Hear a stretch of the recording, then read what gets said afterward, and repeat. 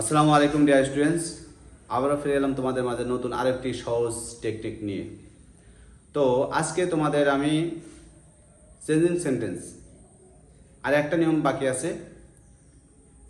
এর পূর্বে যে ক্লাসগুলো দিয়েছিলাম assertive two interrogative, assertive two exclamatory, assertive two imperative, এগুলো দিছি, তোমরা প্র্যাকটিস করেছো, কমেন্টে জানিয়েছো।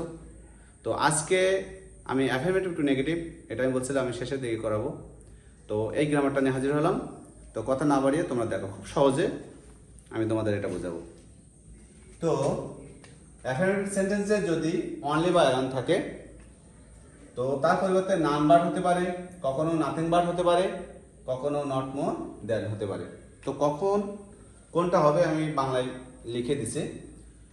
যদি অনলি বা অ্যালানের পরে এখানে যে পরে বা আগে বা পরে সাবজেক্টটা যদি এখানে সাবজেক্টটা থাকবে, এই সাবজেক্টটা যদি ব্যক্তি অথবা আল্লাহকে নির্দেশ করে তাহলে নান বার্ড বসবে, অনলিটা বাদ হয়ে যাবে, তার পরিবর্তে নান বার্ড, অন্য কোনো জায়গায় কোনো কিছু চেঞ্জ হবে না।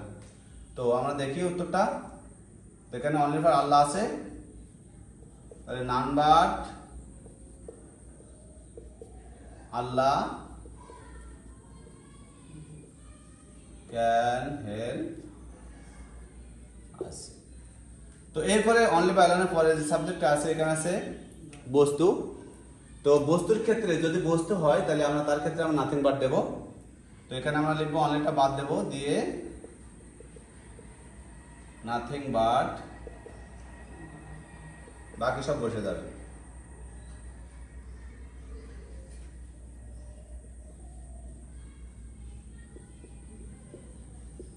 আশা করি বুঝতে পারছ।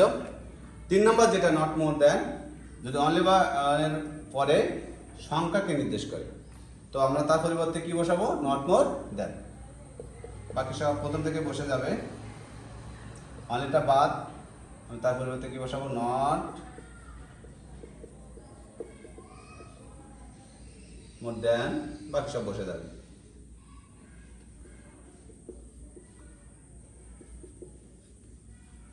আশা করি বুঝতে পারছো।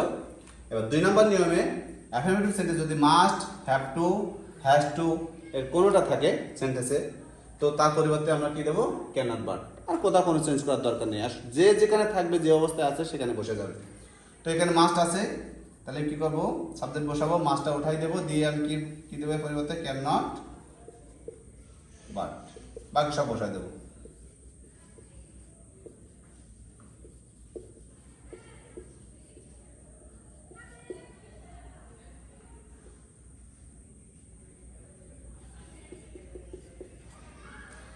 তিন নাম্বার যেটা নিয়ম সেটা হচ্ছে অ্যাফার্মেটিভ সেন্টেন্সে বোথ, তারপর নাউন, তারপর মাঝখানে কি থাকবে, অ্যান্ড।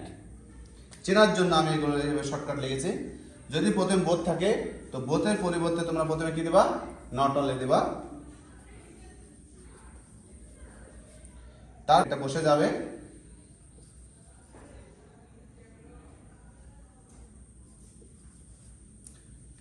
তারপর অ্যান্ড আছে, অ্যান্ডের পরিবর্তে দেবো কি, বাট অলসো।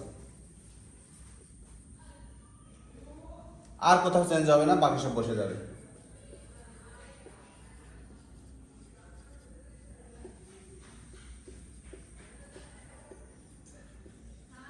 আশা করি বুঝতে পারছো। আমি কি বললাম, আমরা কিভাবে মুখস্থ করবো, বোথ ডট ডট অ্যান্ড এর পরিবর্তে not only dot dot but also. তাহলে আমরা এখানে উদাহরণ কি দিলাম, both Karim and Rahim were good friends. তো প্রথম বোথ উঠে গেল, বোথের পরিবর্তে নট অনলি বসালাম, এরপরে হচ্ছে ডট ডট দিলাম, এখানে যে নাউনটা দেবো দিলাম করিম, এরপর অ্যান্ড আছে, অ্যান্ডটা বাদ দিয়ে অ্যান্ডের পরিবর্তে বাট অলসো দেবো, বাট অলসো দিলাম, বাকি যা আছে সবগুলো বসাই দিলাম। আশা করি বুঝতে পারছো। ধন্যবাদ।